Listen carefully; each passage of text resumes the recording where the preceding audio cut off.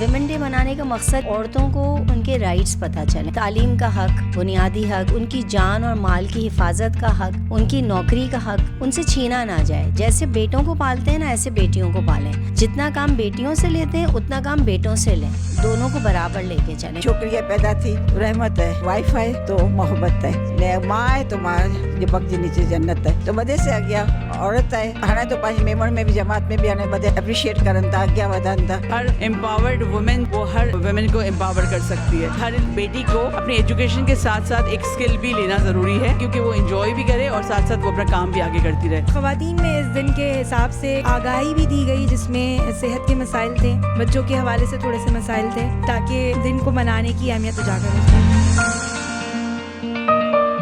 بہت اچھا پروگرام تھا، اس میں مجھے موقع ملا ڈائبٹیز کے حوالے سے بتانے کا، اور یہ ایک خواتین کے لیے بہت اچھی ایکٹیویٹی ہے کہ وہ مل بیٹھ کے اور اپنے ایک دوسرے کو موٹیویٹ کریں، ایک دوسرے کو ہمت دیں کہ وہ بہت سارے کام کر سکتی ہیں۔ بہت اچھا انہوں نے پروگرام ارینج کیا وومن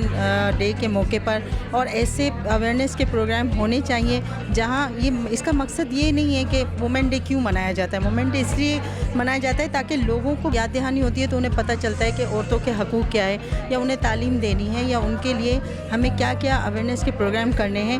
تو اس سے بڑی آگاہی ملی، اور آج خاص طور پہ جو ڈائبیٹک کے حوالے سے ڈاکٹر نجلہ نے جس طرح سے اویئرنیس دی ہے، اور یہ بھی بہت ضروری تھی کیونکہ شوگر آپ دیکھ رہے ہیں کہ بہت زیادہ بڑھتی جا رہی ہے، تو وہ بہت اچھا لگا یہاں آ کے، یہاں بہت کچھ سیکھنے کو ملا۔ دیکھیے ویمن ڈے سیلیبریشن بہت امپورٹنٹ چیز ہے، اس سے وہ خواتین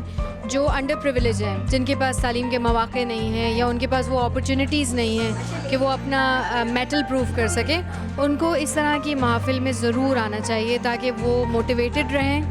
اور ان کے لیے اپرچونیٹیز کے ڈورز کھلتے جائیں۔ ماشاء اللہ نے بہت اچھا پروگرام کیا ویمن ڈے کی اویئرنیس کے اوپر، اور سیکنڈلی ویمن امپاورمنٹ پہ کیا بہت ساری باتیں ہوئیں، اور جس سے ہمیں پتہ چلا کہ میمن لیڈیز ہر چیز میں آگے ہیں۔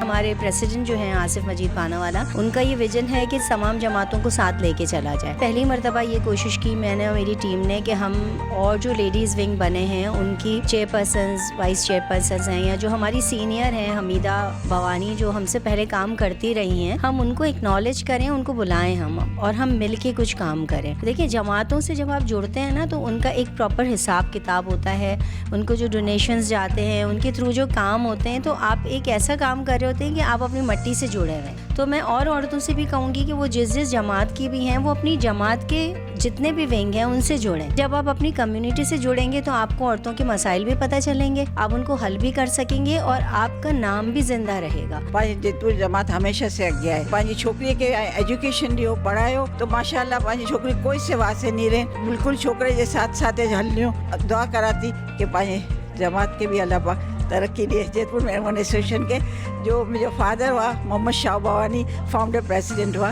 آئی am proud of. Okhai Memon Jamaat ladies کے لیے بہت کام کر رہی ہے۔ ہماری پوری کوشش ہے کہ عورتوں کو امپاور کیا جائے۔ ہم نے ووکیشنل سینٹر کھولا ہے جس میں عورتوں کو فری میں سلائی کڑھائی، فیشن ڈیزائننگ اور مہندی سکھانا، یہ ہم اس پر سکھایا جا رہا ہے۔ تو ماشاءاللہ اوکھائی میمن جماعت وومن کو امپاور کرنے کے لیے جتنا کام کر رہی ہے، میرے خیال سے اتنی کوئی اور آرگنائزیشن نہیں کر رہی۔ ہم اپنی کمیونٹی میں بھی خواتین کے دن کے حساب سے ان کی تعلیمی اہمیت، ان کی معاشرتی اہمیت، وہ جو معاشرے میں کردار ادا کر رہی ہیں as a doctor, as a lawyer, as a pilot, as a engineer, اور گھریلو خواتین بھی جو دن بھر اپنے گھر میں موجود ہوتی ہیں اور ماں، بہن، بیٹی کا کردار ادا کر رہی ہوتی ہیں، بہو کا کردار ادا کر رہی ہوتی ہیں، تو ہم نے ان کو سراہنے کی کوشش کی اپنی کمیونٹی کے ساتھ ساتھ جو دیگر میمن کمیونٹیز ہیں جیسے کہ اوکھائی میمن اور گونڈل میمن جماعت اور WMO کی جو ورلڈ میمن آرگنائزیشن کی چیئرپرسن صاحبان ہیں، ان کو ہم نے مدعو کیا تاکہ وہ ہمارے ساتھ اس وومن ڈے کو سیلیبریٹ کریں۔